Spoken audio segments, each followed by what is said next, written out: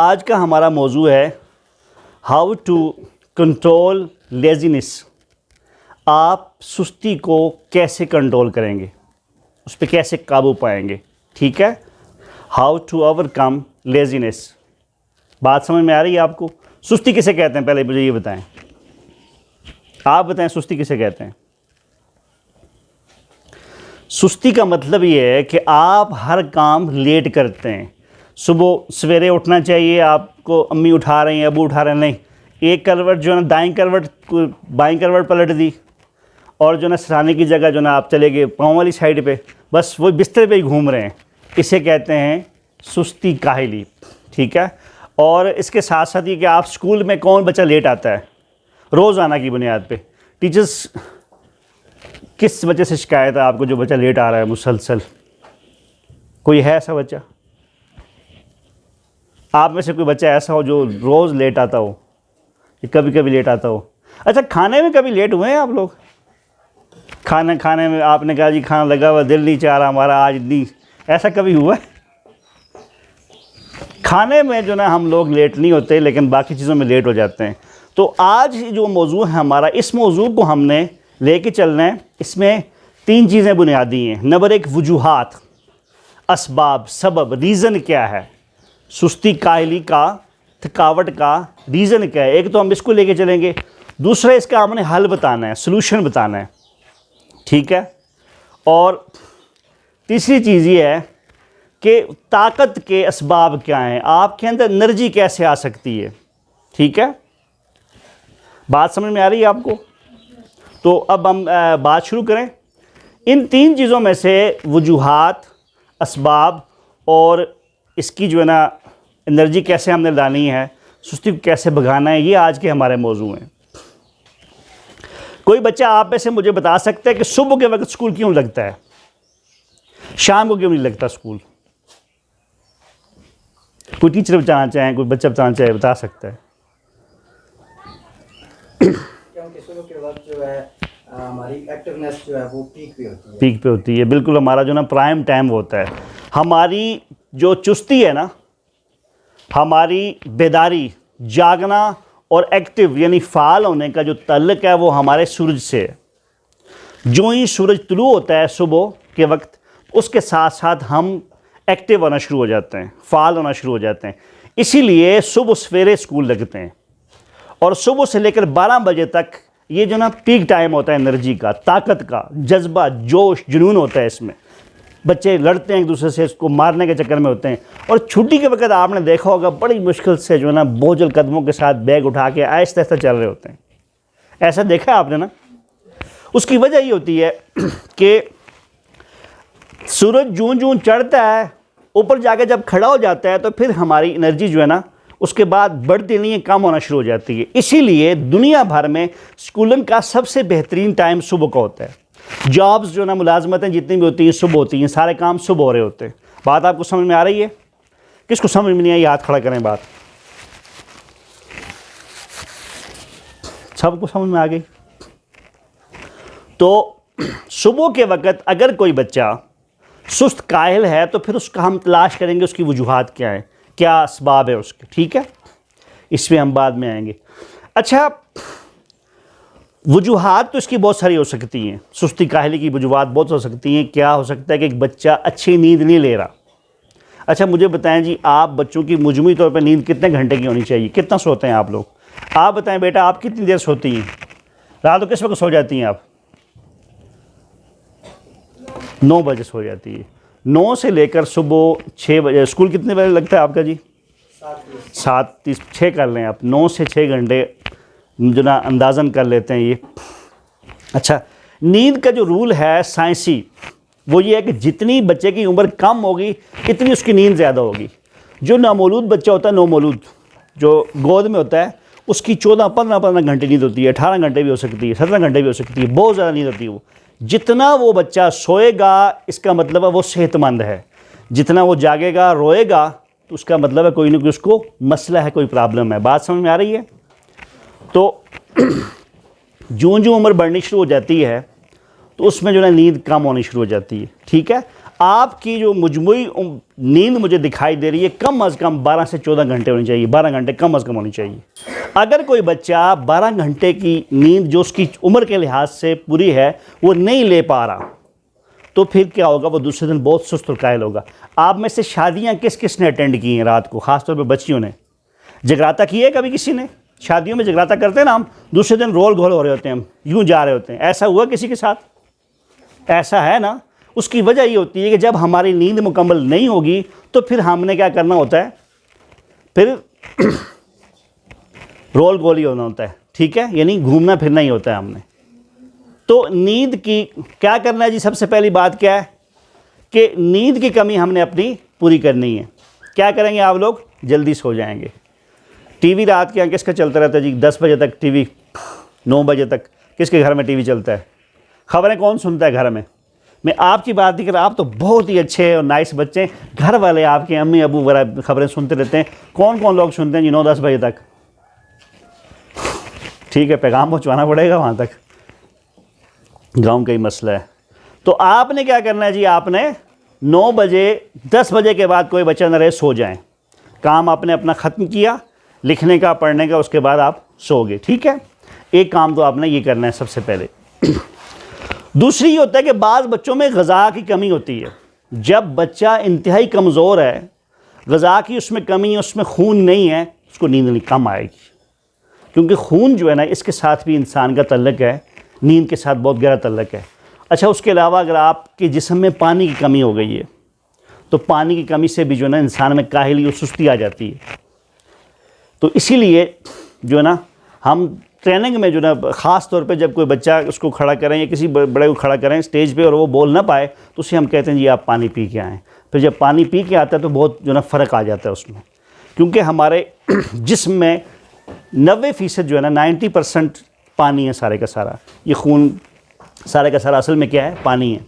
तो पानी भी पीना चाहिए। क्या करना है आपने? दूसरा काम, पहला काम ये था कि आपने नींद अच्छी लेनी है, ठीक है। दूसरा काम क्या? आपने पानी ज़्यादा पीना है। अच्छा, बाज़ बच्चे ऐसा होता है जी कि पानी के बहाने क्लास से बाहर निकल जाते हैं, वो वैसे ही करते हैं, पानी की ज़रूरत नहीं होती लेकिन उन्होंने बहाने से बाहर जाना होता है।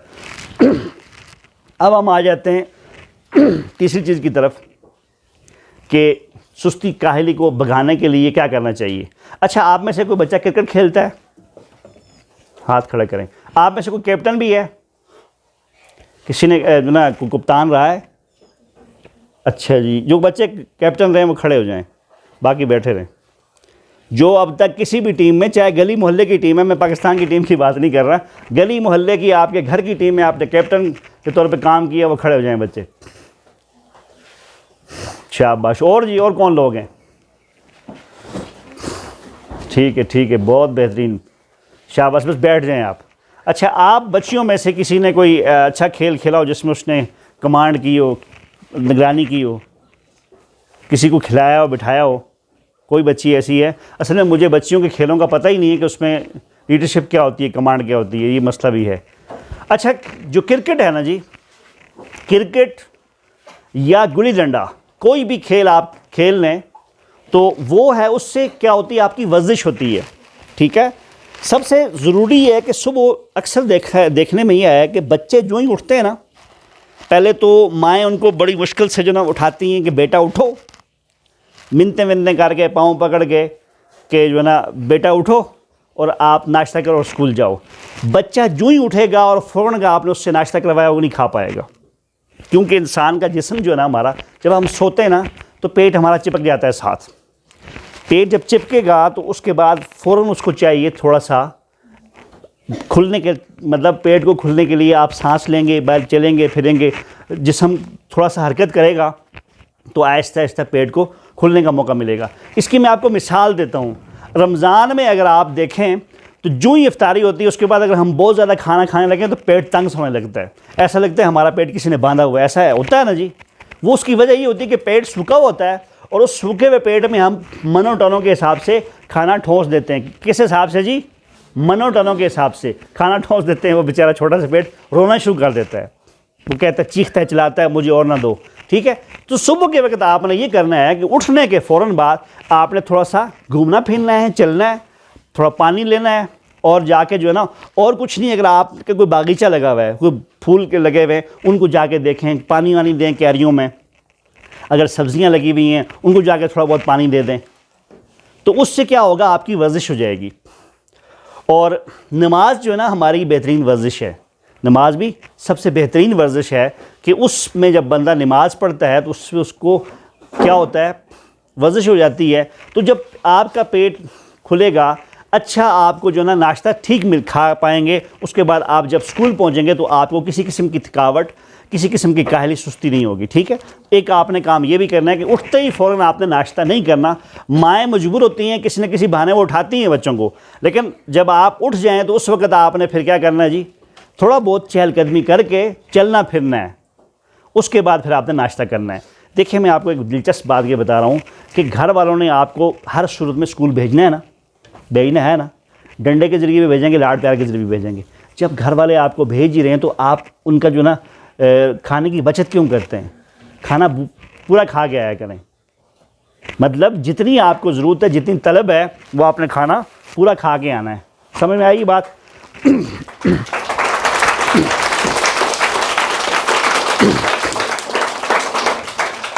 बचत नहीं करनी घर वालों की। उन्होंने आपको हर सूरत में भेजना है स्कूल, किसी को माफ़ी नहीं है। तो लिहाजा आप जितनी आपकी तलब है, जितना आपने खाना ज़रूरत है, आपका एक चपाती है, आधी है, वो आप पूरी भरपूर खा के आए। अच्छा, आप में से कोई बहुत ही नेक शरीफ बच्चा बच्ची ऐसी हो जो सुबह नाश्ता करके ना आया हो? हाथ खड़ा करें जी, खड़े हो जाओ आप, जिसने नाश्ता नहीं किया वो सुबह। और कोई बच्ची? ज़्यादातर शिकायत बच्चियों में होती है। जहाँ मैं स्कूल में आजकल पढ़ा रहा हूँ वहाँ मैंने सख्ती से बच्चों को बताया हुआ है कि कोई बच्चा जो नाश्ते के बगैर आएगा उसको कोई माफ़ी नहीं है, उसको मैं बहुत सज़ाएँ दूँगा। मुझे बहुत गुस्सा आता है जो बच्चा नाश्ते के बगैर आए, क्योंकि जो बच्चा नाश्ते के बगैर आ जाएगा वो स्कूल के लिए बिल्कुल नकारा है, बेकार है, निकम्मा है। उसने कुछ करना नहीं, उसने पढ़ना है कुछ नहीं, उसकी सोचें हर वक्त नाश्ते पे होंगी। जब उसको भूख लगेगी ना, वो मुझे दी थी अम्मी ने लेकिन मैं खा नहीं सका, है अफसोस, बुरा हाल, ये बातें उसके ज़हन में आ रही होती हैं। वो आपके साथ क्लास में नहीं होता, वो घर में होता है। ऐसे बच्चे मुझे बहुत बुरे लगते हैं। मैं वहीं क्लास से उसको बच्चों को बाहर भेजता हूँ, कैंटीन में जाओ कुछ खा के आओ। शहरी बच्चों के पास जेब खर्ची तो होती है ना, कोई इतना मसला नहीं होता। तो बात आपको समझ में आई है, नाश्ते के बगैर कोई बच्चा ना आए। ठीक है। दुनिया में जितनी कौमें सहीन रही हैं, बड़े बड़े लोगों की अच्छी आदत ये है कि वो आम मिजाज में काम जब करते हैं मजदूर समझ के करते हैं अपने आप को, और जब खाना खाते हैं बादशाह समझ के खाते हैं। बादशाह की तरह जो ना टेबल सजेगी, दस्तरखान लगेगा, उसमें तमाम चीज़ें, गिलास, जग पूरा हो गया जी, सलाद आ गया, ये चटनी आ गई, तमाम चीज़ें इकट्ठी हो गए, फिर वो खाना खाना शुरू कर देते हैं। और ये कोई बड़ा मसला नहीं है, चटनी आप ख़ुद बना सकते हैं, सलाद आप ख़ुद काट सकते हैं, कोई इतना बड़ा इशू नहीं है। चंद दिनों पहले मैंने एक तजुर्बा किया है कि कहीं हम गए हुए थे, वहाँ वो लोग खाना नहीं खा रहे थे ना, तो मैंने उन साहब को कहा, जब मेरी बारी खाने के, मैंने कहा जी ऐसा करो, चटनी भी बना के लाओ, सलाद भी बना के लाओ। जब दस्तरखान लगा सब आके बैठ गए जो पहले नहीं खाना खा रहे थे, क्यों? उन्होंने देखा चटनी भी है, सलाद भी है। चटनी और सलाद आपको खाने में शौक़ पैदा करती है। ठीक है जी। अच्छा, बाज़ बच्चों का मसला ये है कि एक जो ना लुकमा लेंगे, साथ साथ क्या हो जाएगा, पानी पीना शुरू कर देते हैं। ये गलत है, ऐसा कभी नहीं करना चाहिए। इस तरह करने से आपकी भूख जो ना मिट जाती है। शुरू में आप पानी ले लें दबा के, दस्तरखान पे बेशक पानी ना पिएं। खाने के आखिर में पानी पीना बिल्कुल बुरा है, दरमियान में आपने पानी पीना है। क्या करना जी, पानी कब पिएंगे आप लोग? खाने से पहले या खाने के दरमियान में, और आखिर में पानी बिल्कुल नहीं पीना। अगर मुझे पता चल गया कि आप लोग खाने के आखिर में पानी पीते हो तो मैं थाने में भिजवा दूँगा। थाना समझते हैं ना, ये पंजग्रां वाली साइड पे कोई गया आप में से? कोई बच्चा पंजग्रां? कौन कौन गए मैं पंजग्रां? रोड में जो ही मोड़ कटता है ना, थोड़ा जान के देखना, आगे बहुत बड़ी बिल्डिंग है एक, वो जो ना ऐसे बच्चों के लिए जो पढ़ते नहीं हैं, निकम्मे होते हैं, सुस्त होते हैं, कायल होते हैं, उनको क्या रखती है, बतौर मेहमान रखती है वो बिल्डिंग। उसका क्या नाम है? थाना पंजग्रां। सबसे पहली बात यह है कि जब किसी शख्स का गोल नहीं होगा, उसका कोई ज़िंदगी का मकसद नहीं होगा, तो वो शख्स क्या होगा? वो सुस्त और कायल होगा। उसमें ज़िंदगी का जज्बा, आगे बढ़ने का जुनून नहीं होगा, शौक़ नहीं होगा। बात आपको समझ में आ रही है? अच्छा, इसकी मैं मिसाल देता हूँ आपको। इसकी सबसे बड़ी मिसाल है जन्नत। कि हम लोग इबादत करते हैं, नमाज पढ़ते हैं, रोज़ा रखते हैं और हमें कहा यह जाता है कि आप ये काम करें तो आपको जन्नत मिलेगी। जन्नत क्या है? जन्नत हमारा गोल है, हमारा हदफ है, हमें उसका जो है ना, हमने उस तरफ जाना है, बढ़ के निकलना है हमने आगे। बात आपको समझ में आ रही है? तो जन्नत हमारी इबादत में एक गोल है, एक हदफ है हमारा, तो उसकी वजह से हमें शौक़ पैदा होता है। जन्नत में सब ने जाना है ना, आप में से सुना है आपने जन्नत के बारे में? सब ने जन्नत में जाना है, मैंने भी जाना है, आपने भी जाना है। तो जन्नत हमें शौक़ देती है। इसी तरह आपकी ज़िंदगी में भी एक मकसद होना चाहिए, एक गोल होना चाहिए। अच्छा जी, आप में से कौन कौन बच्चे हैं इस क्लास में जो डॉक्टर बनना चाहते हैं? हाथ खड़ा करें जी। ठीक है जी, ठीक है। अच्छा, जो टीचर बनना चाहते हैं वो भी हाथ खड़ा करें। ठीक है। और इंजीनियर कौन बनना चाहते हैं? इंजीनियर जो बिल्डिंगें बनाते हैं, तामीर करते हैं, इसके पीछे इंजीनियर होते हैं। अच्छा जी, डॉक्टर भी हो गया, टीचर भी हो गया, इंजीनियर भी हो गया। और फ़ौजी कौन बनना चाहता है? हाँ, ज़बरदस्त। ये मैंने क्यों पूछा आपसे? जिस बच्चे के जहन में ये होगा कि उसने डॉक्टर बनना है, वो मेहनत करेगा। जिसके जहन में होगा उसने फ़ौजी बनना है, वो मेहनत करेगा, वो सुस्त नहीं होगा, वो चुस्त होगा। अब जिसका जहन नहीं है, जिसके पास कोई जहन में खाका नहीं है, तसव्वुर नहीं है कि उसने मुस्तकबिल में बड़े होकर बनना क्या है, वो सुस्त कायल रहेगा। इसलिए आपकी ज़िंदगी में एक बड़ा मकसद होना चाहिए। जब मेरी ज़िंदगी में मकसद ये है कि मुझे जन्नत अल्लाह देंगे, तो फिर दुनिया की तमाम बातें पीछे रह जाएंगी, फिर मेरे झगड़े ख़त्म हो जाएंगे लोगों के साथ, मेरे गिले शिकवे ख़त्म हो जाएंगे, क्योंकि मेरा हर काम फिर अल्लाह के लिए होगा। बात आपको समझ में आ रही है? मकसद ना हो या ज़िंदगी का कोई काज ना हो, तो उसमें बंदा फिर क्या होता है, गोल ना हो, हदफ ना हो, तो फिर उसमें होता क्या है? उसमें ये होता है कि बंदा क्या हो जाता है, सुस्त कायल पड़ जाता है। मैं इसकी आपको एक मिसाल देता हूँ। मैंने एक बच्चे को भेजा है, कौन से बच्चे को भेज दूँ यहाँ से? वो जो बच्चा है उसको मैंने यहाँ से भेजा है नीचे, ये मेरा पड़ोसी भी है, तो उसको मैंने भेजा, आप जाओ खालिद भाई की दुकान पे और वहाँ से आपने लाना है क्या, फ्रूट लाना है। ठीक है जी। कहाँ भेजा है मैंने उसको? खालिद भाई की दुकान पे जाके आपने फ्रूट लाना है। लेकिन हुआ ये कि रास्ते में नीचे उसे कुत्ता मिल गया। अब इसने जो ही कुत्ते को देखा ना, कुत्ते के पीछे भाग पड़ा। ये उसने पत्थर उठाए, कुत्ता आगे भागे जा रहा है, ये पीछे जा रहा है। पता चला पीछे कट्ठे पे पहुंच गया। ये कहाँ पहुंच गए? कट्ठे पे। उसको वहाँ ख्याल आया, ओफो मुझे ज़ुबैर साहब ने भेजा था फ्रूट लाने के लिए खालिद भाई की दुकान पे। अब फिर क्या हुआ, वो वहाँ से फिर भाग के दुकान पे पहुँचा। तो मुझे बताएं कितना टाइम ज़ाया हुआ? कम अज़ कम आधा घंटा। कितना हुआ जी? आधा घंटा ज़ाया हो गया। इसमें सबसे बड़ी गड़बड़ क्या हुई? गड़बड़ ये हुई कि जो मकसद उसको मैंने दिया था खालिद भाई की दुकान से फ्रूट लेके आना है, वो मकसद उसके जहन में याद नहीं रहा। क्यों नहीं याद रहा? कि उसने कुत्ता देखा। क्या हुआ जी? कुत्ता देखा। इसी तरह ज़िंदगी में हमें आगे बढ़ने के लिए कहीं ना कहीं कोई कुत्ता पड़ जाता है, बस हम पढ़ाई छोड़ के उसके पीछे पड़ जाते हैं।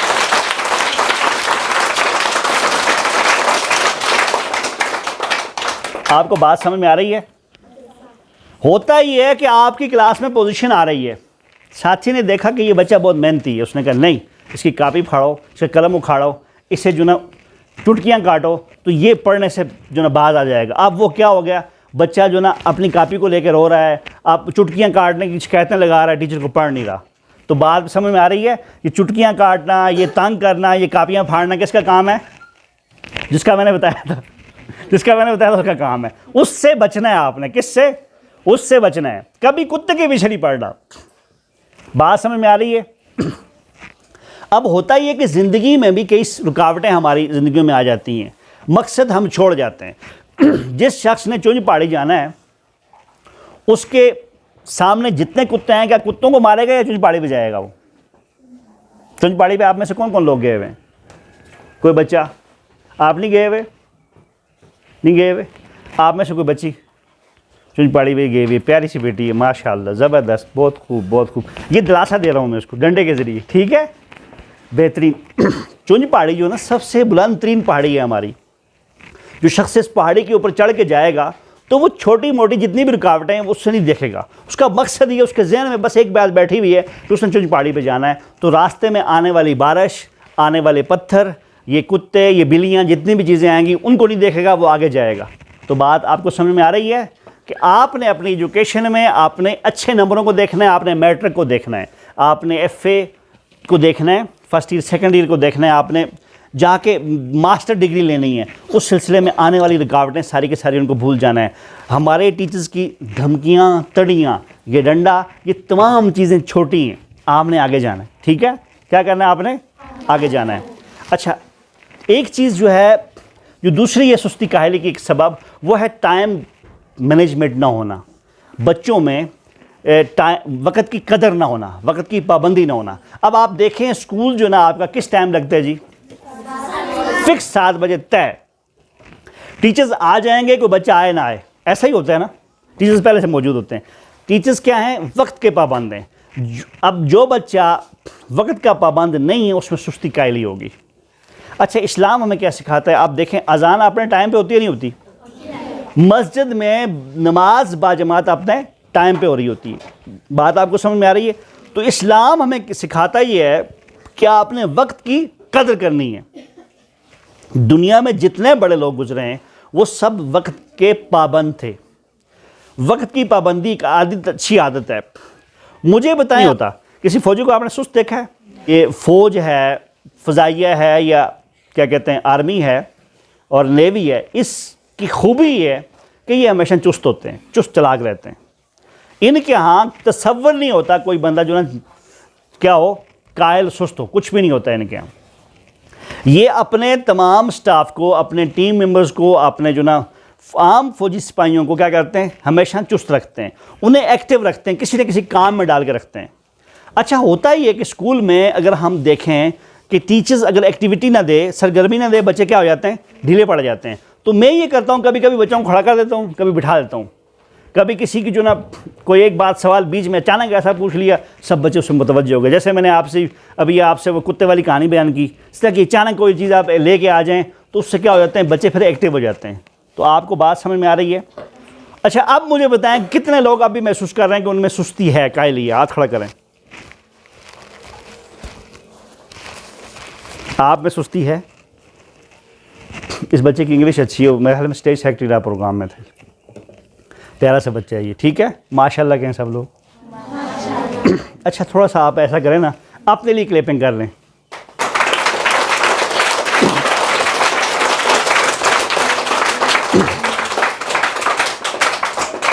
मुझे कोई बच्चा बता सकता है कि आखिरी बात मैंने क्या की अभी?